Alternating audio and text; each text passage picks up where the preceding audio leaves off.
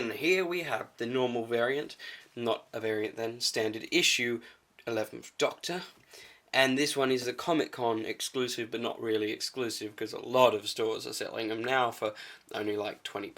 So looking at the front, they've both basically got the same images, apart from, you know, the difference of the actual costumes. And this one has a sticker. That, on the back, practically the same, again, apart from the images. Side, and the top. So on first glance, it sort of looks like a Series 5 one, but it's all a bit weird. Because Funko have this weird thing that they don't know what the colour black looks like. And it's the same with Capaldi's one. They've given him grey trousers. Here we've got another pair of grey trousers for Matt Smith for some strange reason.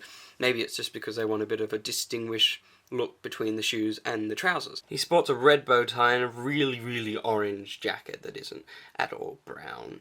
And for some reason they've not painted his sleeves of his shirt on this one, and they've left them brown. They've actually painted in, well, still not really correct. They've painted in the colour of his vest. The head sculpt's great. I think it sort of captures the strange alien look to Matt Smith because, well, it's a very basic head. But I think the one thing they've definitely got is the hair. It is great. As with all the other head sculpts, it is the hair that captures the essence of these characters, and Funko do it the best. With just an overall head and hair sculpt that captures Matt Smith's Doctor. Moving down, we've also got his sonic screwdriver in the open position with a tiny little dab of green added onto the tip to make it look like it's slightly emitting. Nothing's supposed to be entirely accurate in the Funko world, so the length of the screwdriver should probably poke a little bit further out of his hand, but it works. The trousers too have a nice little rolled up effect, just like Matt Smith's true real trousers, though I would have preferred a bit of a darker black. And finally, the shoes have that nice gloss that Funko seems to love to add to their boots.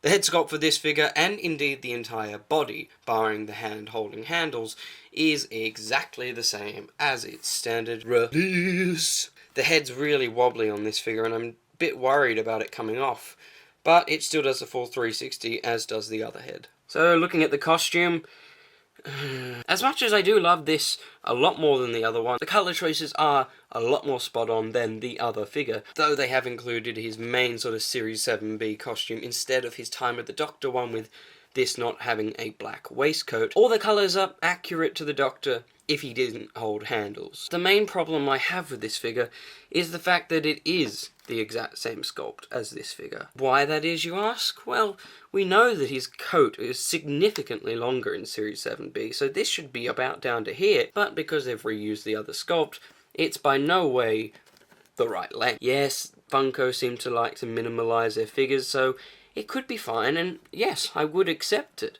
But the problem is, where this waistcoat should be, they've just painted it over the chest section that should just be a shirt. So on extreme close observation, you can see that it's painted on as a line instead of an actual sculpted thing, and it's not great. Admittedly, the actual vest does have buttons in that position, and the shirt has a button underneath it, so it does get away with this look. It's just a bit lazy for a Comic-Con exclusive that people would have been flocking to purchase. But moving away from that is the main thing that definitely works for this figure. The tiny accessory is great. The amount of paint detail is amazing. The sculpting work is ballistic.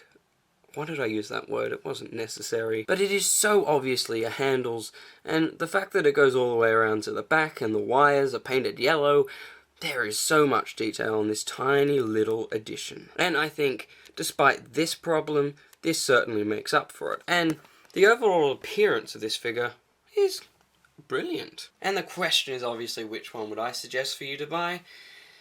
And on top of this one, there is also an 11th Doctor in Fez and Mop, which I didn't intend on picking up, as it even more so strays away from the right sort of colours and looks. Whereas the 4th Doctor, Peter Capaldi and David Tennant all have these accurate colour and brilliant sculpt. Both of these get let down by just certain defects. But I guess in the end, if I was to choose one that I'd want to display, it would be this one. It may become a little bit harder to find, but it's definitely worth it. The overall look is just a bit more appealing than this one. Though I wish Funko was able to put the sonic screwdriver in his other hand instead of the weird fisted hand that every single Funko seems to need. I do think this one will be the one I'd display out of a box, or just in general the one I'd purchase. Bow tie, bow tie. Oh, I like bow ties. Do you like bow toes? I like bow toes. What's a bow toe? Look at my head. It spins really weirdly. Oh my goodness, is that a camera? Oh, we could make metaphors. We could be ironic. Tumblr. Ha ha. Ooh. Ah.